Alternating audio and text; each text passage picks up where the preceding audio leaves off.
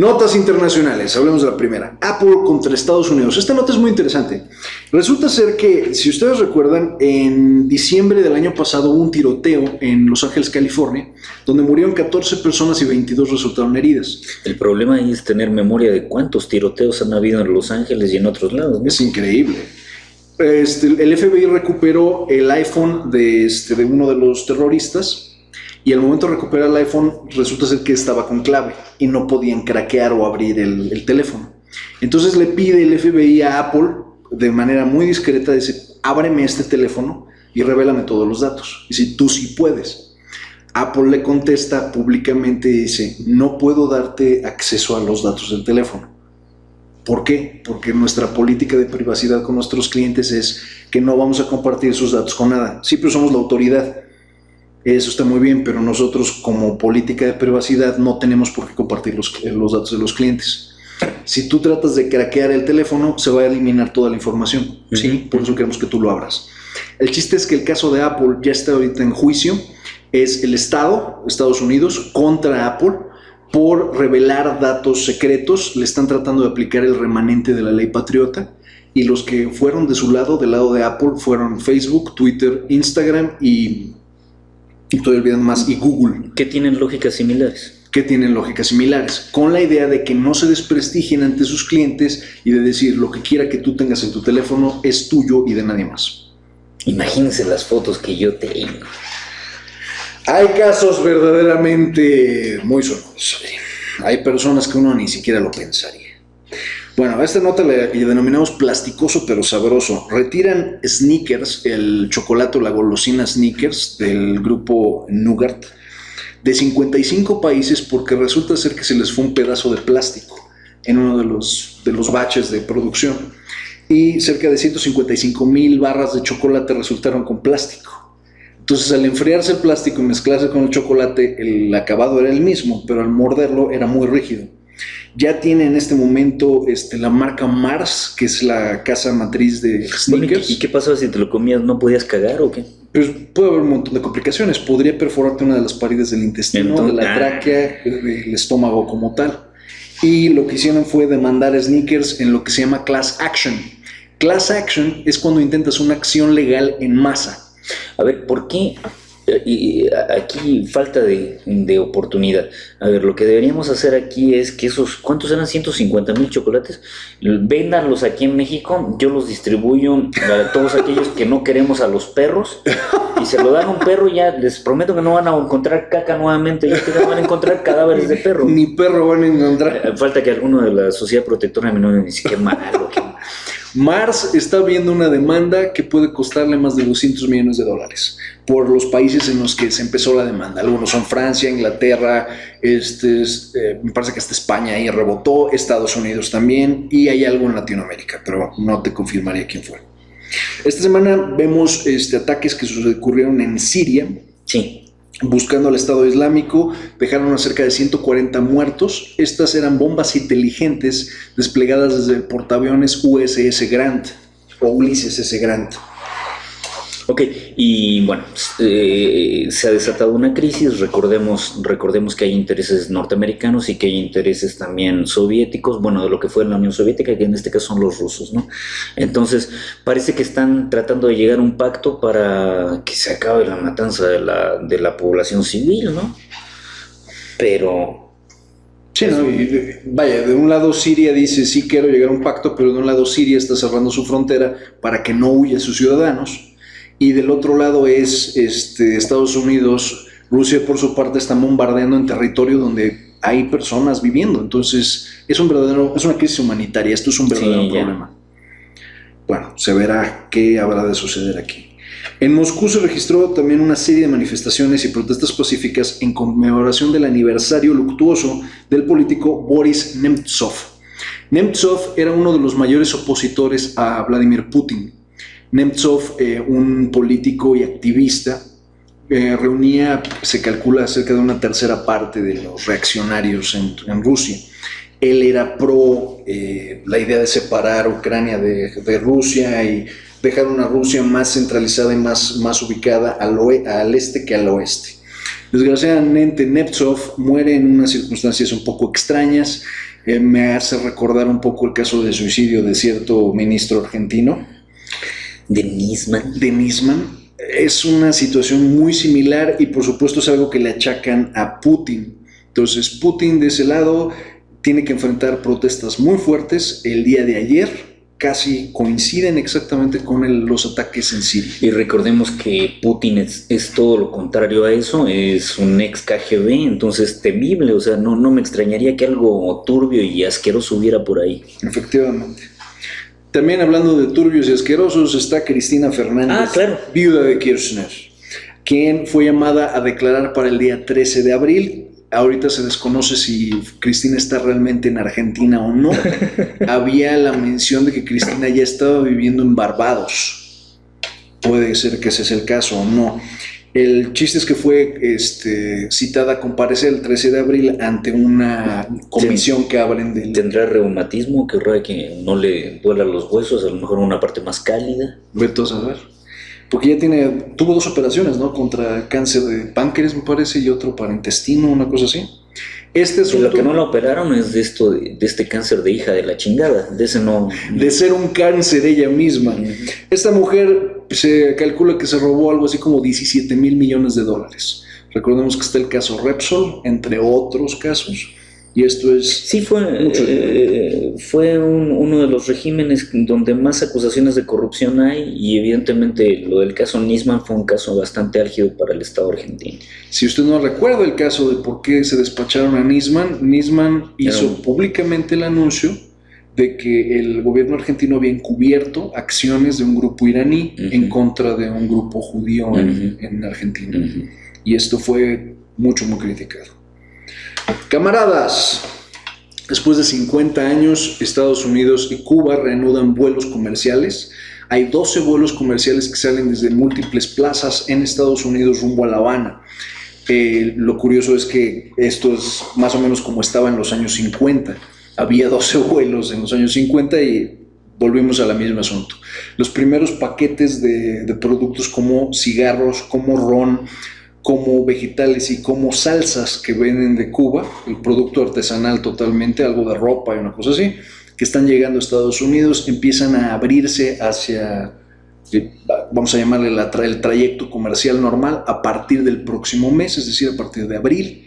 Y parece ser que yo creo que todo vuelve a funcionar. Yo creo que es la mejor estrategia que puede tener Estados Unidos si quiere tirar uno de los últimos bastiones del socialismo, es precisamente incorporarlo a estas lógicas de la economía de mercado y que la gente se acostumbre a este tipo de condiciones nuevamente, pese a los posibles frenos o cotos legislativos que pueda tener el Estado cubano. Es lo mejor que puede hacer como estrategia política, ¿no?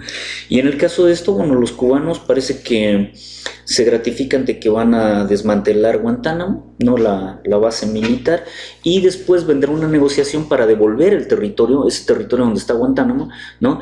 Devolver el territorio. Ahora, era increíble porque Guantánamo también no solamente era una base militar, sino que también servía en los tiempos más álgidos de la Guerra Fría, servía también como un foco de propaganda, porque inclusive tú podías ver desde la cerca, que tenían evidentemente militares norteamericanos, veías de repente un McDonald's, ¿no? Y venías una mini ciudad ahí, sí, con, es una base gigantesca, claro, de lujo y todo el rollo, mientras los cubanos vivían austeramente, ¿no? Entonces era una propaganda del sistema en contra de otro sistema, ¿no? Lo que sí también habría que señalar es el Estado cubano data de 1959, mientras que Guantánamo como tal data de los años 1907 o 1906. Lo que pasa es que Cuba es el último país de América Latina que se independiza de España y en gran medida es apoyada por Estados Unidos para que lleve a cabo la independencia, ¿no? En aquella época con Martí.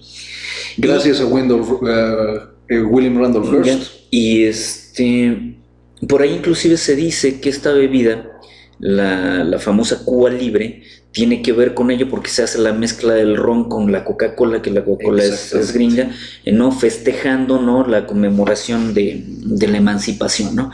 Entonces por ahí viene.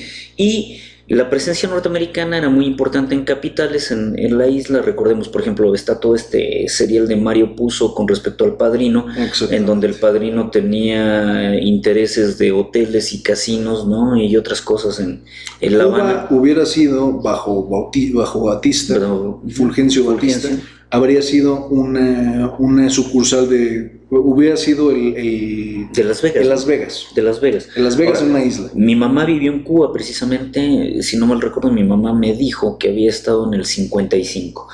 Y mi mamá vive en un barrio de lujo, en El Vedado, se llama ese barrio, que todavía existe como tal. Era un barrio de lujo en aquella época. Ahora no sé qué sea, ¿no? Y señala que era común que te pasaran programas de tele. Cuba tenía tele, y te pasaran programas donde salía cantando Olga Guillot con Frank Sinatra y con artistas norteamericanos de la época, el clan de Dean Martin y compañía, El Rat Pack. y que era prácticamente un cabaret, o sea que Cuba era como una especie de cabaret de los Estados Unidos, ¿no? Claro.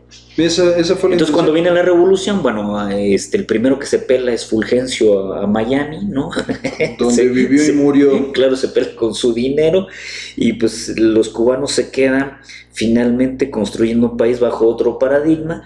Y ahora, bueno, después de 50 años, la noticia es importante. O sea, Obama va a ir a Cuba, se va a ¿Qué tanto, me preguntaría yo, qué tanto tiene que ver esto con Obama creando su legado?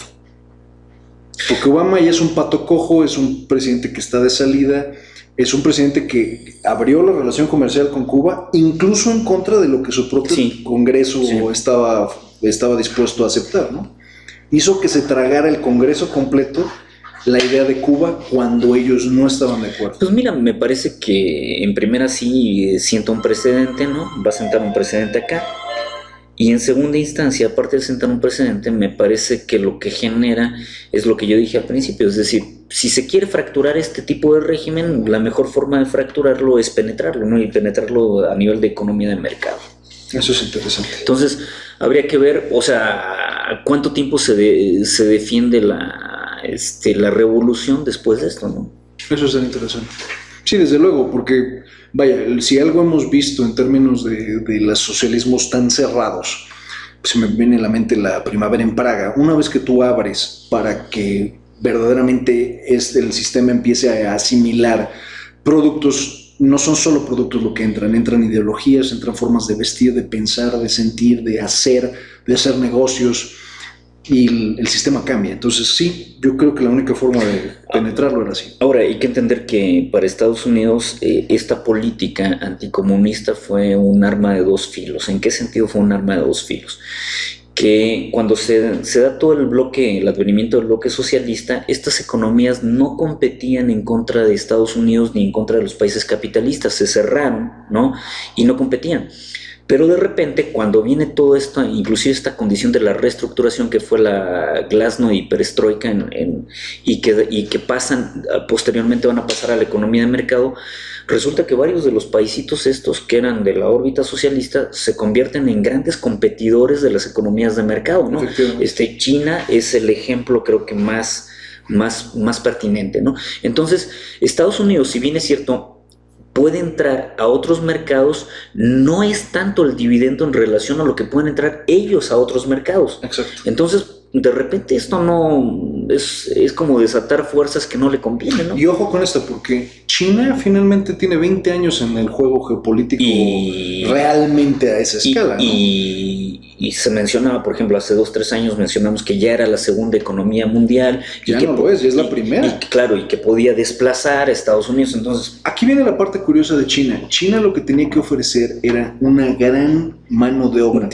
Que estaba educada y que estaba eficientada para hacer mano de obra barata. Claro. Adivinen qué es lo que tiene Cuba con respecto a los demás países sudamericanos. El mejor sistema de salud, presumiblemente de Latinoamérica. Que a lo mejor podría venderlo por ahí. Y junto con eso es mano de obra extremadamente calificada. O sea, finalmente Cuba tiene uno de los mejores sistemas educativos, aparentemente. Si ese es el caso, entonces Cuba puede darle la vuelta a la moneda, porque estamos hablando de las dos condiciones que permitieron que China se insertara en el mercado de capitales en serio, mano de obra barata, una amplia capacidad para producir con eficiencia y con eficacia y con total rapidez. Claro que es probable que pudiera crear alguna especie de industria paralela, generar de algunos los servicios, claro, de los servicios y factorías, ¿no? Y de inmediato insertar a su mano de obra de la mejor manera. Y quizás eso podría ser, porque a nivel de producción de primaria, pues me parece que la zafra del azúcar tiene muchos años que no está en su mejor nivel. No. Y el jarabe de maíz de Estados Unidos pues lo sustituyó. el famoso ron Bacardi, que es de don, si no me acuerdo, es Ricardo Bacardi, que se va a Estados Unidos, no es el mejor ron.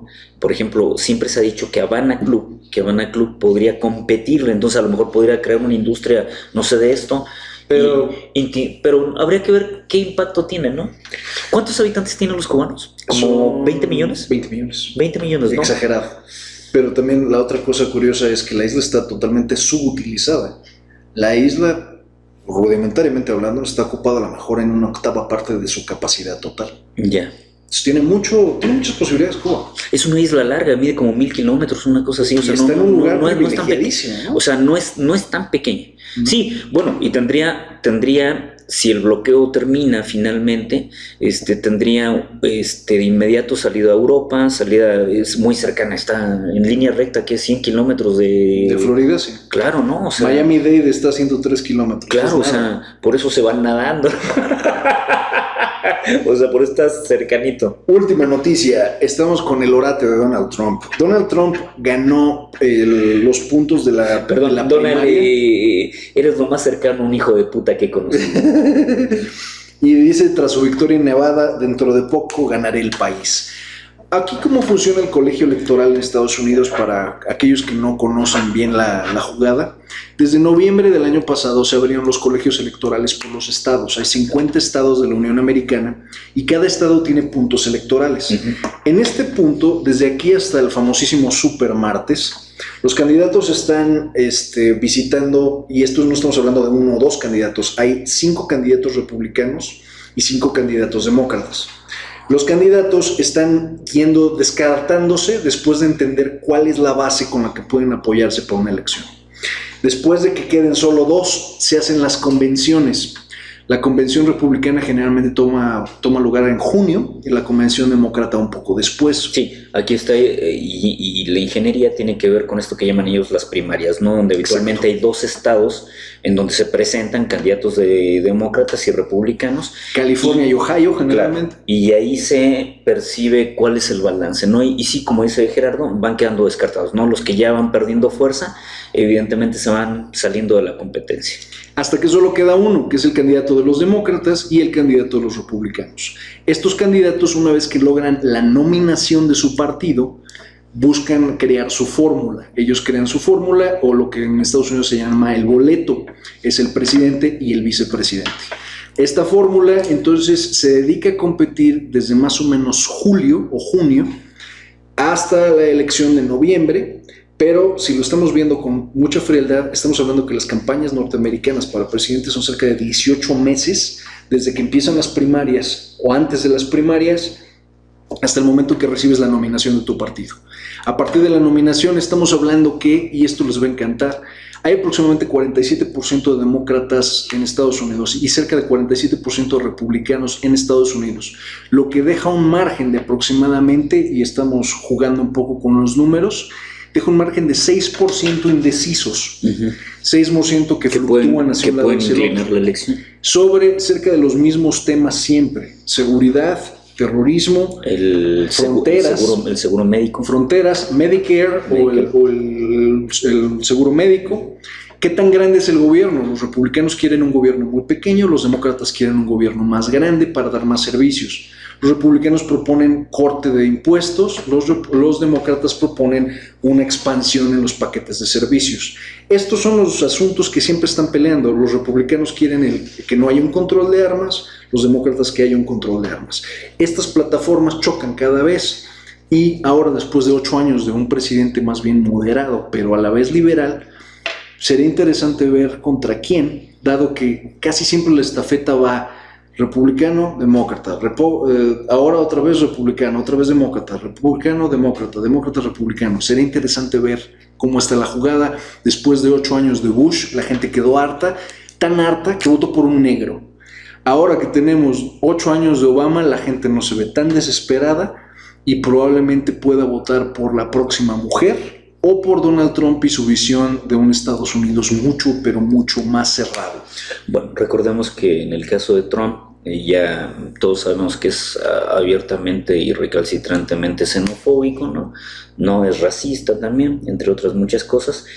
Y lo paradójico de esto es que parecía debilitarse y de repente no. O sea, resultó que empezó a empoderarse, empezó a ganar primarias y ahora es un candidato muy serio, ¿no? Es un aspirante realmente serio. Ahora, del otro lado, del lado demócrata, está Hillary, que parecía que era la que tenía el mayor capital político, pero apareció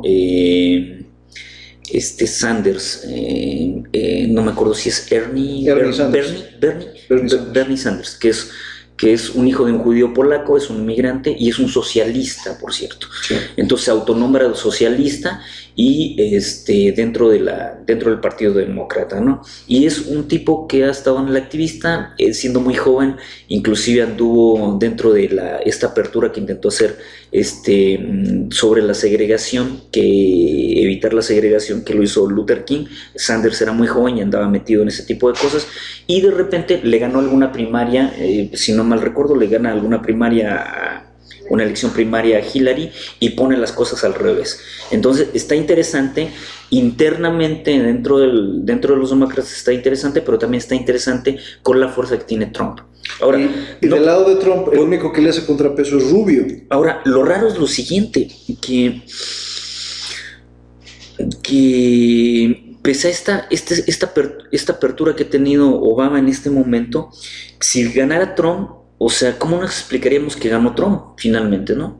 O sea, que es un tipo más conservador, ¿no? O sea, querría decir que a lo mejor los sistemas de beneficio que se ofrecieron en este cuatrienio no fueron los mejores. Estados Unidos está en franco ascenso en este momento. Piénselo usted de esta forma. Como hay finalmente un dólar robustecido, cada que existe un dólar robustecido y se bajan las tasas de interés, que en el caso de Estados Unidos ese fue el asunto, lo que existe es mayor inversión dentro de su propio mercado. Los empleos que se estaban enviando a otros lados de repente se quedaron en Estados Unidos, se han creado otras empresas en Silicon Valley. Silicon Valley ha producido todavía más dinero, los lugares que ya tradicionalmente hacían dinero siguen produciendo dinero y el desempleo ha caído. O sea, la situación del petróleo barato favorece a Estados Unidos. En este punto, ajustado para la inflación, Estados Unidos tiene el precio de petróleo, o el precio de gasolinas más bien, más barato de la historia de Estados Unidos en este momento, ajustado para inflación. Lo que es curioso entonces es que el empleo en Estados Unidos sigue estando muy bien pagado, los servicios siguen estando muy bien pagados, y lo que hay en este punto que le irrita a la gente son las fronteras. Los incidentes que ha habido con Canadá, por ejemplo, Canadá y Ohio comparten una frontera que es invisible, es un lago. Y esta frontera invisible se ocupa también para cazar. Y hay gente que caza del lado de Canadá y del lado de Estados Unidos. Estos son problemas absurdos de cuestiones de frontera que le preocupan a Estados Unidos y que en la psicosis del gringo promedio es: vamos a votar porque nos pueda garantizar una protección. Y eso puede ser un problema, porque Obama no fue un presidente del miedo, no fue un Bush. No fue el presidente del miedo, no fue el presidente del terrorismo. Es el presidente que regresó Cuba a los cubanos y que prometió quitar Guantánamo. Y que no abrió nuevos conflictos bélicos. Y que les regresó su servicio médico. Salvo la presencia ahora en Siria, ¿no? Pero Obama también aumentó impuestos. Los impuestos que pagan ahora son más altos que cuando pagaban Bush. Entonces, ¿qué puede ganar? Pues aquí la pugna real es seguridad de impuestos contra... ¿Cuál es la balanza? En un momento dado, servicios y la idea de no estar golpeándonos el pecho y un toque de tambor. Ahora, en términos estrictos, a diferencia de lo que ocurre con la frontera sur, en este caso que es la frontera norte de México, la frontera de Canadá no tiene ningún muro por ningún lado. La gente pasa caminando y no hay mayor problema. Hay 16 o 18 puntos de cruce entre Estados Unidos y Canadá, de los cuales cerca de, creo que es la mitad, ni siquiera tiene vigilancia. No. O sea, si tú cruzaras por el lago Michigan, no pasa absolutamente nada. Entonces sí sería un tema de estos. Trump sigue fuerte y nuestro vaticinio, bueno, mi vaticinio sería personalmente, yo le doy a Trump un 67 o 78% de probabilidades de que quede. Es peligrosamente probable. De que quede en la nominación de republicana y hacia la y presidencia. Ya de que gane la presidencia, no sé, 55 o 45. Depende de quién postulen los demócratas. Hillary contra Trump en estas instancias, así como lo estoy viendo, si Trump no hace algo aberrante y estúpido de aquí a la convención, es altamente probable que Trump quede. Que haga alguna declaración demasiado beligerante. Mira, que no hubiera un incidente particular en uno de los temas que le pegan a Trump, que no hubiera una protesta de los temas que le pegan a Trump. Cada uno de estos temas donde hay masacres de estudiantes, no, es en serio, le pega a los republicanos, porque los republicanos son como la asociación inmediata a la NRA.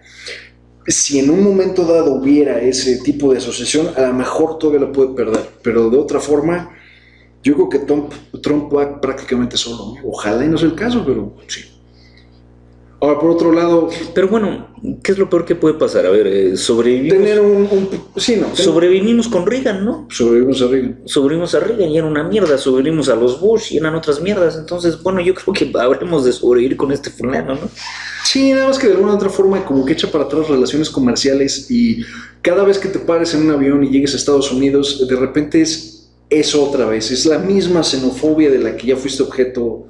Ahora, es desagradable. Bueno, habría que ver qué trazo tiene esto. Por ejemplo, yo creo que en un mínimo de cordura, perder la relación histórica de la migración sería una estupidez para Estados Unidos. Sí, yo no lo veo tan claro que, o sea, sí, a lo mejor en el discurso puede ser bastante conservador, pero en los hechos habría que ver cómo se comportan las funciones macroeconómicas del país. Yo lo único que les recuerdo a los gringos, con todo el debido respeto, es: ¿realmente vas a votar por un tipo que no tiene ninguna experiencia en un cargo público? También.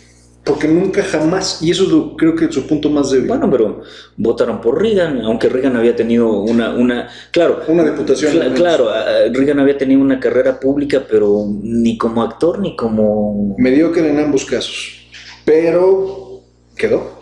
De hecho, un día deberíamos hacer el análisis de la candidatura de Reagan. Es un ejemplo perfecto de lo que puede hacer lo que en Estados Unidos se denomina el underdog, como el candidato de nadie, ese candidato de nadie con un estratega que se llama Norman Malcolm. Este tipo, Norman Malcolm, fue el que le dirigió la campaña a Reagan y es una de las campañas más espectacularmente brillantes del siglo XX. Fue espectacular simplemente, porque era un tipo que iba contra un presidente sentado, que en ese momento estaba Jimmy Carter. ¿Estoy correcto o era Ford? Era Ford. Iba contra Ford y era por el segundo periodo de Ford y no le toca, se la come Reagan.